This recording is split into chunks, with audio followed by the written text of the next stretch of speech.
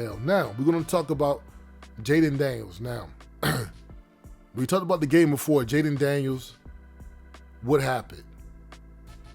He was in the game. They were down 31-7. Got tackled. Tried to brace himself. Elbow pop dislocated. Now he's out. Now, if you think about it, Jayden Daniels has been hurt a lot this year. And so have a lot of players from the Washington Commanders. And so, now we thinking about everybody's hurt. We're getting blown out of a game.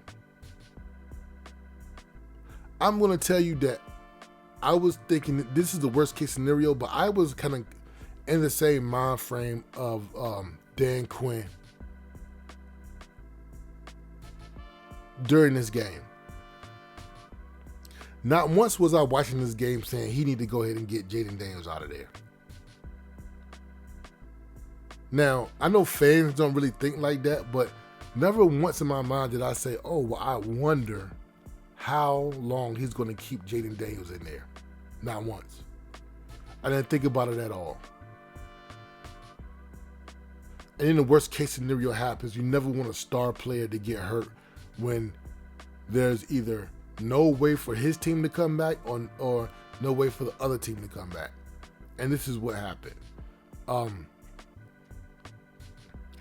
And the reason why I feel like DQ, what they call them, kept them in is because he's been hurt so much in this year that you want him to get as many live reps as possible.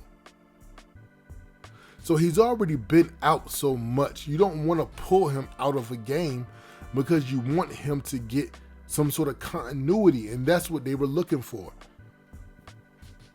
Yes, we know we're going to lose. Yes, we know we can't win, but we need him to at least get some continuity so maybe in the next game he can get some of that rust off. You know, we got a hamstring injury. He had another injury like the first couple games. I can't remember what it was, but he's missed a lot of games this year.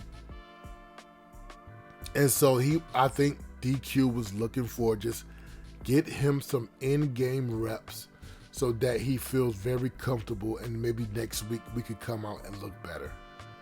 And I think that's what the mind frame was, and that's the reason why he was left in there. Some people say maybe he shouldn't even have come back from the hamstring injury as soon as he did. That's something as well. You know, and as a coach, you got to protect your quarterback. You got to protect your star player. He shouldn't have been in there. That's the real main thing, is that he shouldn't have been in there. But with that being said, I do understand that, hey, we want to get him some reps so he looks better next week.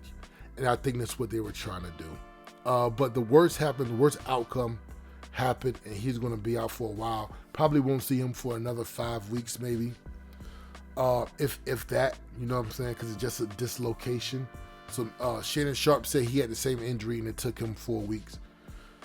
So we will see what happened with Jayden Daniels, man. Speedy recovery, but it did look kind of gruesome. There's been a lot of gruesome injuries this year, man. It's just crazy. But that's our show for the week. Make sure you catch us on Thursday when we do the show, the Week 10 preview. And we will talk about the upcoming games then. But that's all I got for you guys this week. Keep God first, and we will holler at you guys in a couple days. All right, peace.